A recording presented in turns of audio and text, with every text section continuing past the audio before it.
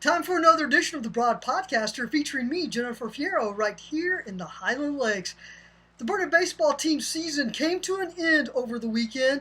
That's because the Bulldogs ended up losing to Grange in games 2 and 3. Of course, the Bulldogs could not have started this by-district 3-game series any better. They ended up beating Grange in game 1, 8-0, thanks in large part to Clayton Zins. He was just tremendous on the mound, did not allow a run to be scored against him, had plenty of defensive support behind him. Can't say enough about Clayton and his performance on the mound. And then he also got the run support and got it early. The Bulldogs got 4 runs in the first inning, and it was hit after hit after hit up and down that lineup. Can't say enough about how great the Bulldogs played in game 1. Give Grange credit though. Knowing they needed to get a win in the second game to keep their season going, they went with their ace.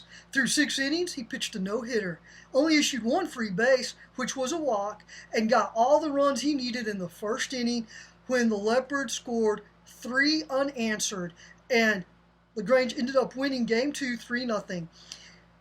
Kurt Kasner pitched a tremendous game for the Bulldogs.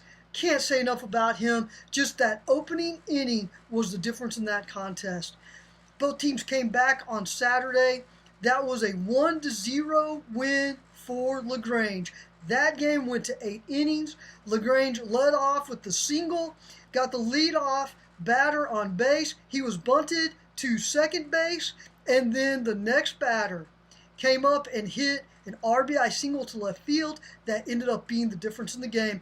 Ralston Vance pitched a tremendous game, gave the Bulldogs an opportunity, but Burnet never could get the timely hit in order to bring any runs over and win the series. Now, I'm sure that there is some disappointment that Burnet was unable to keep their season going, but I have to tell you, in my research, it's been 10 years since Burnet won a playoff game, and then 8 years since Burnet even got into the playoffs. So there's a lot to be proud of if you're a Burnet Bulldog, and especially for this senior class, they can leave this program much better than they found it. Of course, they have plenty coming back for 2023.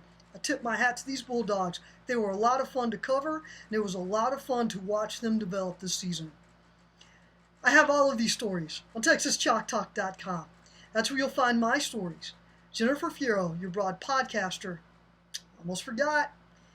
Please make sure you like, subscribe, and share the channel. It would help me to grow it. Anything you can do to do that is much appreciated. Now, that's it for now. I'm Jennifer Fierro, your broad podcaster right here in the Highland Lakes. Thanks for tuning in.